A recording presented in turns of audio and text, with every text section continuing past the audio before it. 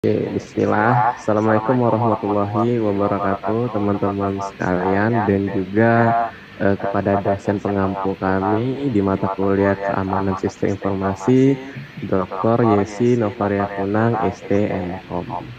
Oke, perkenalkan, kami anggota kelompok kami. Yang pertama itu ada Satria Hakim Pratama, yang kedua ada Satrandi Adriansyah, ketiga Gusti Rahman, saya sendiri, dan yang terakhir ada Julian Allen Saadi.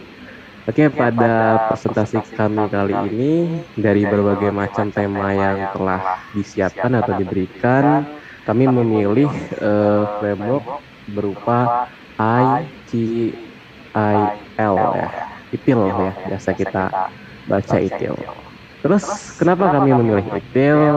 Alasannya cukup sederhana. Kami memilih ITIL karena membantu mengelola layanan TI secara efisien, selaras dengan bisnis, dan meningkatkan kualitas serta keamanan layanan. Dan kami rasa itu sejalan dengan apa yang kami pikirkan.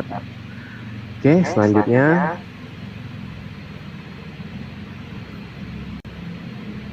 Next, PPT.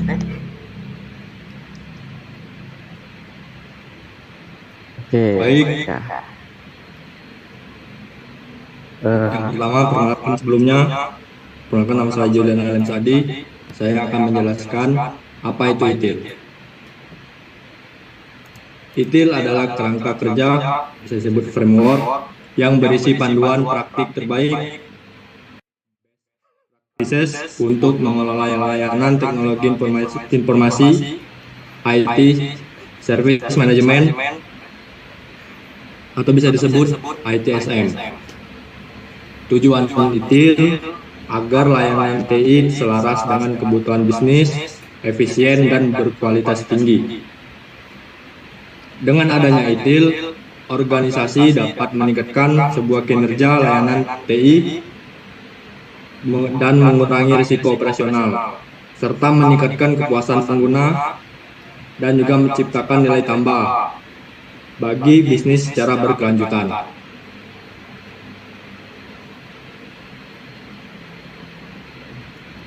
Dan yang kedua ada komponen utama ITIL.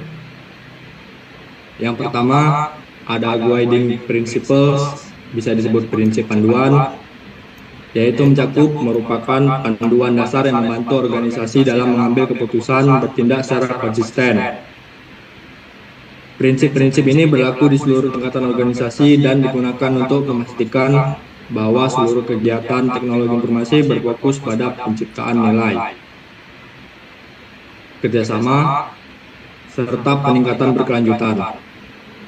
Dan yang kedua adalah governance, atau bisa disebut tata kelola. Di bagian ini mengatur bagaimana organisasi diarahkan dan kendalikan dalam mengelola layanan teknologi informasi. Governance memastikan bahwa setiap kegiatan dan keputusan yang diambil sesuai dengan strategi, kebijakan, dan tujuan bisnis yang telah ditetapkan. Melalui data kelola yang baik, organisasi dapat memastikan bahwa layanan teknologi informasi berjalan secara efektif, efisien, dan tetap sesuai dengan nilai serta kebutuhan pemangku kepentingan. Dan yang ketiga ada service value chain, atau bisa disebut rantai nilai layanan. Ini merupakan model operasional utama dalam ITIL versi 4 yang menjelaskan aktivitas inti yang dibutuhkan untuk menciptakan, mengirimkan, dan mendukung layanan teknologi informasi. Rantai nilai layanan menggambarkan hubungan antara berbagai aktivitas yang saling terhubung untuk menghasilkan sebuah nilai yang nyata bagi pelanggan. Di setiap aktivitas dalam rantai ini saling mendukung, dimulai dari perencanaan, perancangan, pengembangan, hingga pengiriman dan peningkatan layanan. Dan yang keempat ada practices. Praktik-praktik di ITIL adalah kumpulan panduan atau tata cara kerja yang digunakan untuk mencapai hasil tertentu dalam pengelolaan layanan teknologi informasi. Terdapat 34 praktik utama dalam ITIL yang mencakup aspek manajemen umum, manajemen layanan, dan manajemen teknis. Setiap praktik memberikan struktur dan proses yang dapat membantu organisasi mengelola layanan teknologi informasi secara sistematis, terukur, dan dapat disesuaikan dengan kebutuhan masing-masing organisasi. Dan yang terakhir, yaitu yang kelima, continual improvement. Biasa disebut peningkatan berkelanjutan. Di komponen ini berfokus pada peningkatan terus-menerus terhadap semua elemen dalam organisasi, mulai dari proses, pelayanan, hingga strategi. Tujuannya adalah memastikan bahwa organisasi teknologi informasi selalu beradaptasi dengan perubahan kebutuhan bisnis dan teknologi. Continual improvement juga mendorong budaya evaluasi dan pembelajaran yang berkelanjutan agar kualitas layanan selalu meningkat dari waktu ke waktu.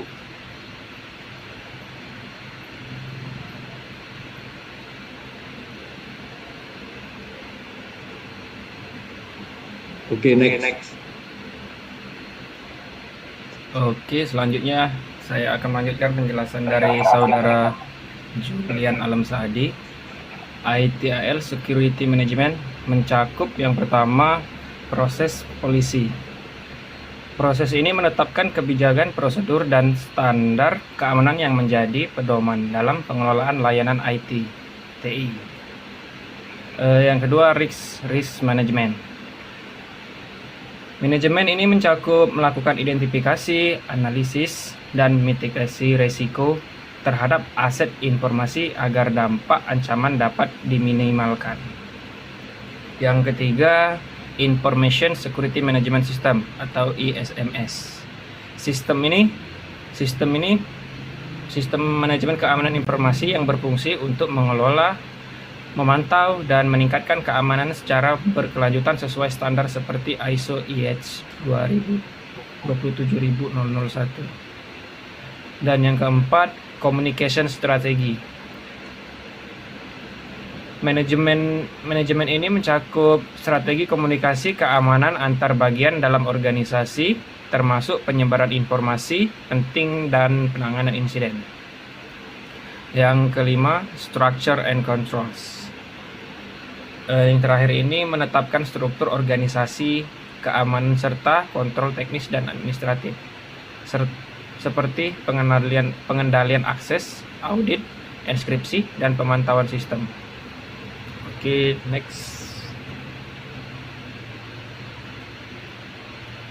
next slide.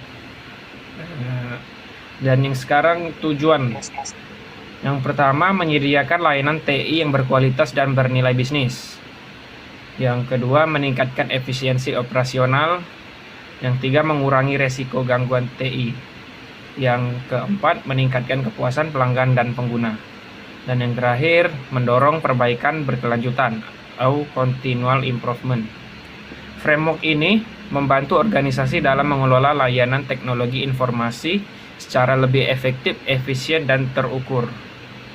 Oke, next slide. Dan juga kelebihan framework ITIL ini meningkatkan kualitas layanan TI, membantu organisasi yang menyediakan layanan TI yang konsisten, handal, dan sesuai dengan kebutuhan pengguna. Yang kedua, kelebihannya efisiensi operasional yang lebih tinggi. Nah, dengan proses ini yang terstandar, organisasi dapat menghemat waktu, biaya, dan sumber daya. Yang ketiga, peningkatan kepuasan pelanggan dan pengguna. Layanan yang stabil dan cepat tanggap membuat pelanggan merasa lebih puas terhadap dukungan TI.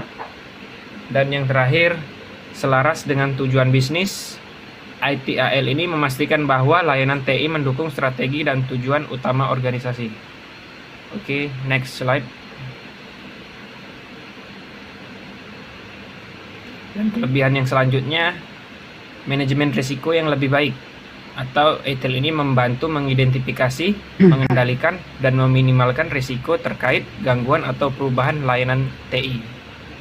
Yang keenam, peningkatan berkelanjutan atau continual improvement. Organisasi terdorong untuk terus memperbaiki proses, layanan, dan kinerja secara berkesinambungan. Yang ketujuh, transparansi dan akuntabilitas. Tanggung jawab, prosedur, dan alur kerja terdokumentasi dengan jelas sehingga mudah diawasi dan dievaluasi. Dan kelebihan yang terakhir, memperkuat kolaborasi antar tim. Framework ITIL ini membangun komunikasi dan koordinasi yang lebih baik antara bagian bisnis dan di tim TI. Kelebihan ini membuat ITIL menjadi framework global yang membantu organisasi mencapai efisiensi, kualitas layanan, dan keselarasan dengan tujuan bisnis secara berkelanjutan. Oke, cukup. Baiklah, saya akan jelaskan kekurangan dari framework ini. Yang pertama itu membutuhkan sumber daya yang terlatih. Misalnya staf atau tim harus memahami prinsip dan praktik dari ITIL dengan baik. Kurangnya pemahaman dapat menyebabkan penerapan yang tidak efektif. Kemudian framework ini kurang fleksibel jika tidak disesuaikan. Jika diterapkan secara kaku tanpa adaptasi, ITIL bisa terasa terlalu birokratis dan tidak sesuai dengan budaya kerja organisasi. Lalu kekurangan yang terakhir yaitu tidak menjamin keberhasilan otomatis. Framework ITIL hanyalah panduan, keberhasilannya tetap bergantung pada komitmen, budaya organisasi, dan penerapan yang konsisten. Next. Kesimpulan dari framework ini adalah ITIL adalah framework manajemen layanan TI yang membangun organisasi menyediakan layanan efisien, berkualitas, aman, dan selaras dengan kebutuhan bisnis, sambil mendorong peningkatan berkelanjutan dan pengelolaan risiko secara terstruktur. Framework ITIL memberikan arah bagi organisasi dalam mengelola layanan TI secara terstruktur, selaras dengan tujuan bisnis dan berfokus pada penciptaan nilai bagi pengguna. Next. Kemudian penerapan ITIL biasanya diterapkan di perusahaan teknologi dan telekomunikasi, bisa juga di perbankan dan lembaga keuangan, kemudian organisasi dengan layanan TI internal.